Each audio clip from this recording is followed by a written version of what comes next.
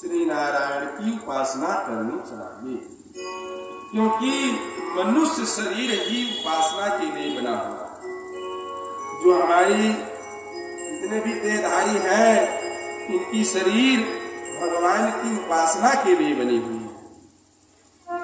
और जो मानव की शरीर पा करके, देहधारी की शरीर पा करके भगवान का भजन नहीं करते हैं, शास्त्र ने बताया कि वह मानव पशु तुल्य है, पशु के समान है।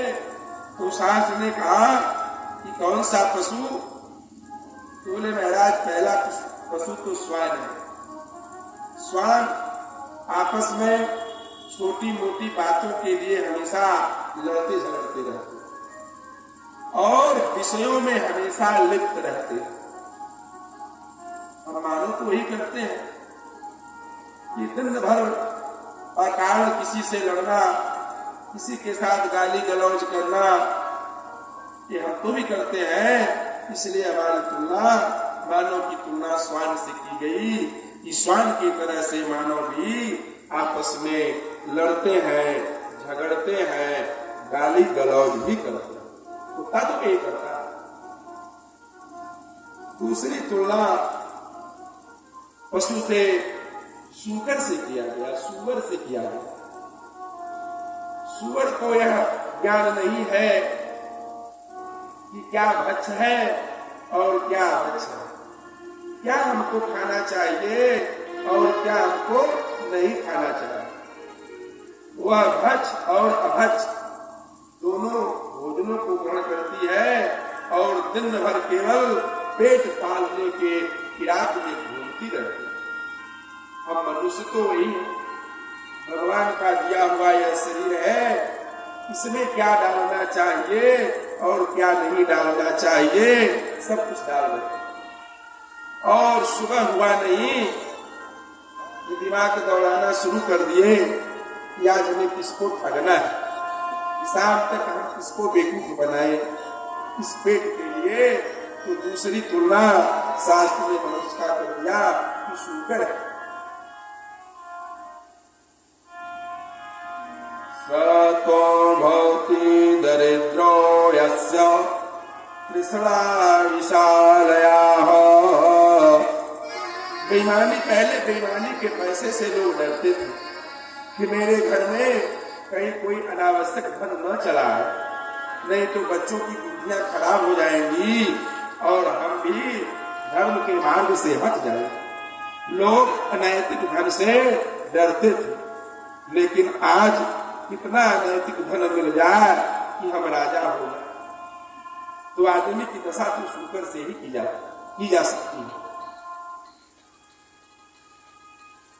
स्वामिहार हस्तो मुखो संस्कृता पुरुषम पशु। और चौथी तुलना किया गया कि आदमी तो ऊंट है। ऊंट का जो सर है ऊपर रहता है, वो नीचे झुकना नहीं चाहता। आदमी तो अहंकारी हो गया है, ईर्ष्या, द्वेष, मद और मत्सर। मत्सर कहते हैं एक मच्छर तो काटता है बाहर से, और जो मत्सर होता है वह शरीर के अंदर से शरीर को दुर्भावना बना देता है। ऊंट क्या है? वो उसके अंदर नम्रता नहीं है।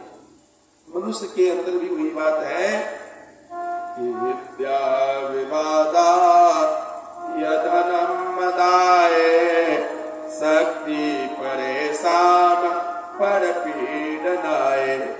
अगर किसी जड़ व्यक्ति को, मूर्ख व्यक्ति को विद्या प्राप्त हो गई तो वह रास्ता चलते शास्त्रार्थ करता है, मूर्ख। और अगर कोई शक्ति मिल गई तो वह दूसरों को सताता है, और अगर धन मिल गया तो वह मदान हो जाता है, वह अपने स्वरूप को भी भूल जाता है कि मैं क्या हूं। तो तुलना तो इसकी ऊंट से की गई, ये प्रमाणित है। चौथी तुलना तो शास्त्र ने कह दिया पशु तुल्य मनुष्य है। तो कौन कौन सा पशु है? चौथे में बता दिए कि भाई मनुष्य तो गधा है, वह जीवन भर गृहस्थी का बोझा लेकर के ढोता, जीवन भर बाहर से कमा कमा करके लाके घर में खाता। शरीर जर्जर हो गई है, चलने लायक नहीं है। एक बाबा आए, बोले भजन करो, अब शरीर तुम्हारी जर्जर हो गई है।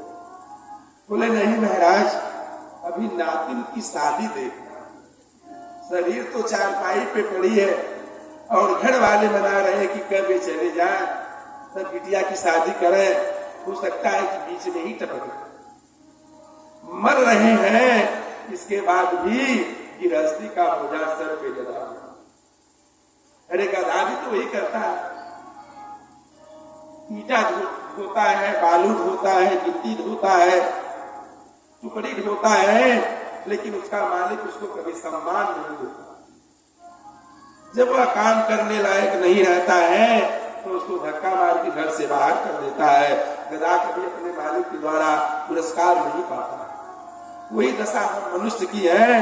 65-70 वर्ष के बाद अपने ही बेटा और बेटियां कहते हैं कि आपने क्या किया, आपने तो कुछ नहीं किया, आपने सब कुछ खो दिया। ये उपहार मिलता है। मेरे एक जजमान है, वह सेल टैक्स विभाग में अफसर से रिटायर हुए। उनके दोनों लड़के इंजीनियर हैं। एक लड़का ने कहा कि आपने जीवन में क्या किया, आपने तो कुछ नहीं किया। बोले बाबा मैंने उनको यही बताया कि मैंने कुछ नहीं किया, इसीलिए तुम इंजीनियर बने हुए। तो उपहार वही मिलता है जो गधा को मिलता है। तो मनुष्य वह पुरुष पशु तुल्य ही होता है। उन पशुओं की तरह ही जीवन है। ये मानव देह जो परम दुर्लभ है, उसे पशुओं की तरह खाने पीने सोने में बर्बाद मत कीजिए। जिसके नेत्र हरि का दर्शन करते हर्षित नहीं होते, ऐसे नेत्र जिन्होंने प्रभु की छटा को कभी निहारी नहीं, मोर पंख के समान व्यर्थ। जो काम हरि की कथा सुनी नहीं, वह काम भी व्यर्थ है। गोस्वामी जी ने लिखा है कि जय मुख राम नाम नहीं